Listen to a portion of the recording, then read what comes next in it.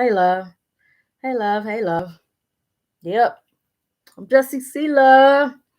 Teacher Love, Coach Love. Stupendous Sunday to you. I know they say you're not supposed to come on looking any old kind of way. You're supposed to just be your best, look your best, and not look wild. Hey, the news I got today, this afternoon, uh, don't mess with me. I'm going to be what I'm going to be, who I'm going to be at the time that I'm going to be. You going to get me, all right?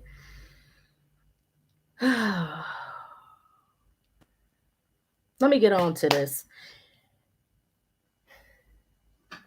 I got off the phone and I titled this, What Would You Do? Because earlier today I did a live where I was talking about, if I was going to be talking to a husband. And I need to get to the point where I don't care about those who be like, you know what, you talking to husbands, you must want somebody. No, I don't.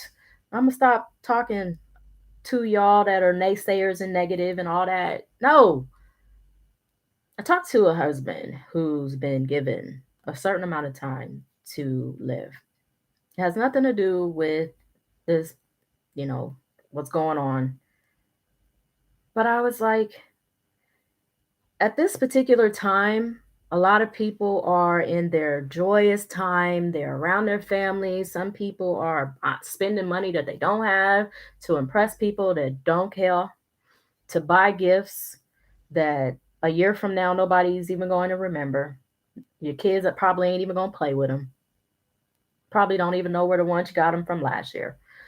Quality time is a lot more important.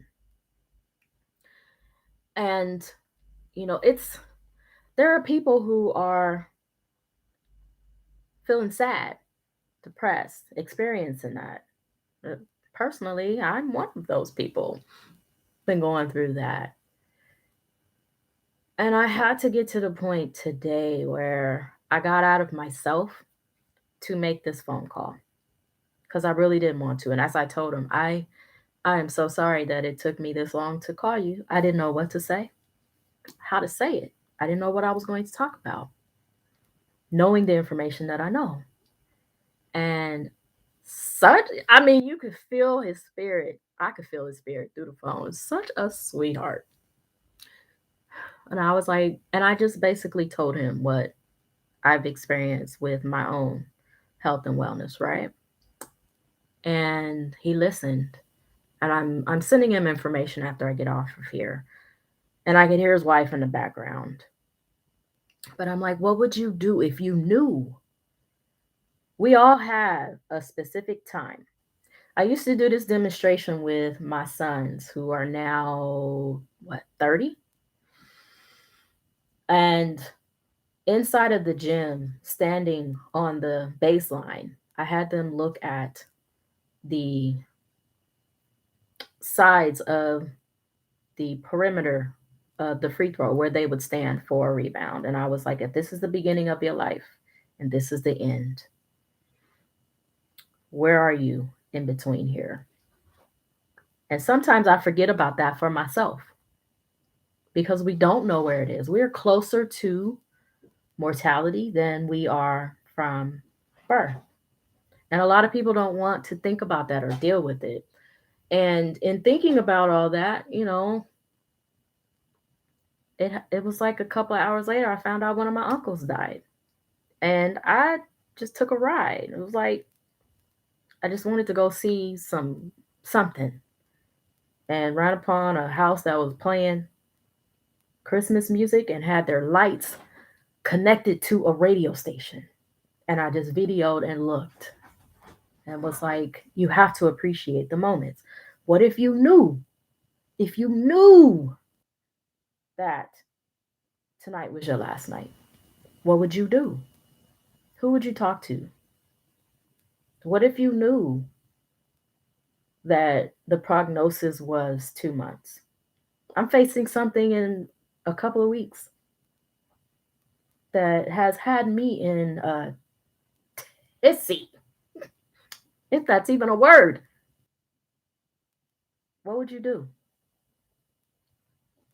Because I know for about a week, I was in a dark room. I was in a dark room. And because of the way the shades are and the curtains, it was easy to be there. I didn't make up the bed for 6 days. That ain't like me. I stopped doing that when I was able to finally start back making up my bed after getting out of the wheelchair a few years ago. So that's my question. What would you do if you knew that you had, if you knew the exact moment or time frame that was prognosed that you wouldn't be here anymore? What would you do?